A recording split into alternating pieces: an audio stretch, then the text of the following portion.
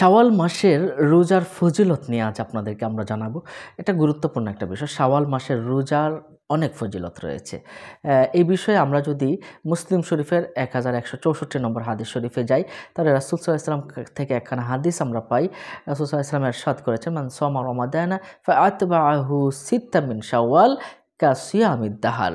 যে ব্যক্তি রমজানের 30টি রোজাই রাখলো, রমজান পুরো মাস রোজাই রাখলো, তারপরে শাওয়াল মাসের 6টা রোজা রাখলো, সে যেন সারা মাস রোজা রাখলো, সারা বছর রোজা রাখলো। সুবহানাল্লাহ, 1 বছর রোজা সমান কিন্তু হয়ে যায় এই 6টা রোজা। রমজানের রোজা রাখার পরে এই 6টা রোজা কিন্তু 1 বছরের সমান সওয়াব হয়ে যায়। সুবহানাল্লাহ, সুবহানাল্লাহ। এখন রোজাগুলো আমরা কিভাবে রাখবো? শাওয়াল মাসের রোজা, এই শাওয়াল মাসের ভিতরে 6টা রোজা রাখতে হবে। এটা আপনি লাগাতারও রাখতে পারেন, তবে যদি সারা মাসে ভেঙে ভেঙেও রাখেন তাও রাখতে পারেন, কোনো সমস্যা নেই। দুইভাবেই পড়া যায়। আপনি লাগাতারও রাখতে পারবেন, আবার ভেঙে ভেঙেও রাখতে পারবেন। এই রোজা রাখার আরও কিছু বিষয় আমরা বলবো ইনশাল্লাহ, আমাদের সাথেই থাকুন। আপনি এই রোজা রাখলে কি হয়, এই বিষয়ে আমরা আনাস ইবনে মালিক রাদিয়াল্লাহু তাআলা আনহু থেকে একখানা হাদিস আমরা পেয়েছি। ক্বালা রাসূলুল্লাহ সাল্লাল্লাহু আলাইহি ওয়াসাল্লাম, মান সামা সিত্তাতাম মিন শাওয়াল আমিনাহুল্লাহু মিন সালাসিলা ওয়াল আগলাগ। যে ব্যক্তি শাওয়াল মাসে 6টি রোজা রাখবে, আল্লাহ সুবহানাহু ওয়া তাআলা তাকে সালাসিল ও আগলাল হতে নিরাপদ রাখবেন। সালাসিল এবং আগলাল হলো জিনজির। এই জিনজির দ্বারা তাদেরকে আল্লাহ পাক রব্বুল আলামিন বাঁধবেন না। সুবহানাল্লাহি ওয়া বিহামদি সুবহানাল্লাহিল আযীম। কত গুরুত্বপূর্ণ একটি কথা কিন্তু এখানে বলেছেন।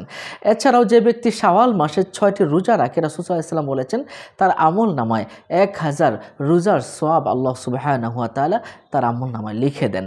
আর রাসূল সাল্লাল্লাহু আলাইহি ওয়াসাল্লাম এছাড়াও আরেক জায়গায় বলেছেন, যে ব্যক্তি শাওয়াল মাসের 6টি রোজা রাখবে, আল্লাহ সুবহানাহু ওয়া তাআলা তার অশ্লীল এবং খারাপ কথা হতে তাকে বাঁচিয়ে রাখবেন এবং দুজকের আগুন তার উপরে হারাম করে দিবেন। সুবহানাল্লাহ। এছাড়াও রাসূলুল্লাহ সাল্লাল্লাহু আলাইহি ওয়াসাল্লাম বলেছেন যে এই রোজা যারা রাখবে, সে 40 জন শহীদের সওয়াব আল্লাহ সুবহানাহু ওয়া তাআলা তাকে দান করবেন। আর আরেকখানা হাদিস শরীফে এসেছে, যে ব্যক্তি শাওয়াল মাসের 6টি রোজা রাখবে, আল্লাহ সুবহানাহু ওয়া তাআলা তাকে বেহেশতে অত্যন্ত ঝাঁকজমকপূর্ণ শহর তাকে দান করবেন। তাতে লাল ইয়াকুত পাথরের বাড়ি থাকবে, প্রত্যেক বাড়ির সামনে দুধ এবং মধুর ঝর্ণা বইতে থাকবে, মধুর নদী বইতে থাকবে। আল্লাহ সুবহানাহু ওয়া তাআলা আসমান থেকে তার একজন ফেরেশতা নিযুক্ত করে দেবেন, বলতে থাকবেন, হে আল্লাহর বান্দা, তোমাকে আল্লাহ খবর দিচ্ছেন, তিনি তোমাকে মাফ করে দিয়েছেন। সুবহানাল্লাহি ওয়া বিহামদিহি সুবহানাল্লাহিল আযীম।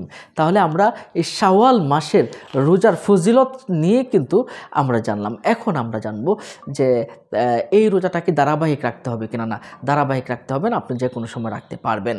মহিলাদের ক্ষেত্রে স্বামীর অনুমতি নেওয়াটা বাধ্যতামূলক। সুন্নত, নফল, মুস্তাহাব যে রোজাগুলো আছে, এই রোজাগুলোর ক্ষেত্রে স্বামীর অনুমতি নেওয়া খুবই জরুরি। স্বামী যদি মনে করে, না আমার স্ত্রী রোজা রাখলে স্বাস্থ্য নষ্ট হয়ে যাবে, দেখতে খারাপ লাগবে, বা এমনটা যদি মনে করে, তাহলে কিন্তু অবশ্যই আপনি রোজা রাখতে পারবেন না। এই ক্ষেত্রে আপনাকে কি করতে হবে, স্বামীর অনুমতি অবশ্যই নিতে হবে। আপনি নিশ্চয়ই আমার কথাটা ক্লিয়ার করে বুঝতে পারছেন। আপনি সওয়াব করতে গিয়ে যদি আপনি গুনাহ কামাই করেন, তাহলে কিন্তু হলো না। স্বামীর অনুমতিটা খুব জরুরি। সম্মানিত দর্শক ও শ্রোতা, এছাড়াও আমাদের মা বোনদের একটা গুরুত্বপূর্ণ প্রশ্ন থাকে, যেটা হলো, আগে শাওয়ালের রোজা রাখবে নাকি আগে কাজা রোজাটা রাখবে। মা বোনদের বিভিন্ন সময় অসুস্থতা থাকতে পারে, হায়েজ নেফাস থাকতে পারে, কারণ রোজা কিন্তু আল্লাহ পাক রব্বুল আলামিন তাকে ছাড় দিয়েছেন। তো ওই ভাঙতির রোজাটা কি আগে রাখবে নাকি শাওয়ালের রোজার আগে রাখবে? হ্যাঁ, কাজা রোজাটা অবশ্যই আগেই করে নিতে হবে। কারণ হলো, আপনার রোজাটা কিন্তু পূর্ণ হয় না, রমজানের রোজাটা কিন্তু পূর্ণ হয় নাই, যেটা আপনার ভাঙতে চলে গেছে।